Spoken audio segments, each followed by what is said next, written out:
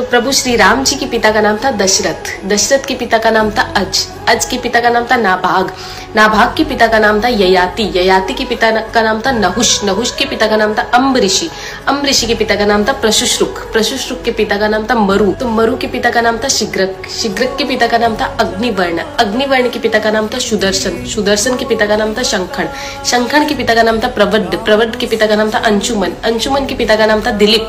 दिलीप के पिता का नाम था भागीरथ, ये वही भागीरथ है जो गंगा को पृथ्वी पर लेके आए थे, जिसको भागीरथी के नाम से भी जाना जाता है। राजा भागीरथ के पिता का नाम था कुकुस्थ, कुकुस्थ के पिता का नाम था रघु, ये रघु वही राजा है जिनके नाम पर ये रघुकुल पड़ा, क्योंकि ये बहुत ही पराक्रमी और तेजस्वी राजा थे। आज भी कहा जाता है कि रघुकुल रीत सदा चली आई, प्राण जाए पर वचन न जाए। तो राजा रघु के पिता का नाम था राजा असमंज, राजा असमंज के पिता का नाम था राजा सगर, राजा सगर के पिता का नाम था राजा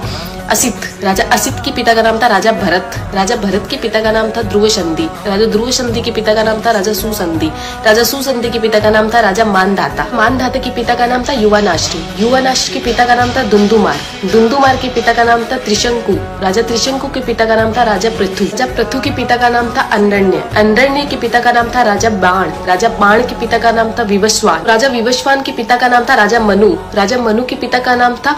इक्ष्वाकु, इक्ष्वाकु के पिता का नाम था राजा कुक्षी, राजा कुक्षी के पिता का नाम था राजा विकुक्षी, राजा विकुक्षी के पिता का नाम था राजा कश्यप, राजा कश्यप के पिता का नाम था राजा मरीचि, राजा मरीचि के पिता का नाम था ब्रह्मा जी। तो इस हिसाब से हमारे प्रभु श्री राम जी ब्रह्मा जी की 39वीं पीढ़ी है, 39th।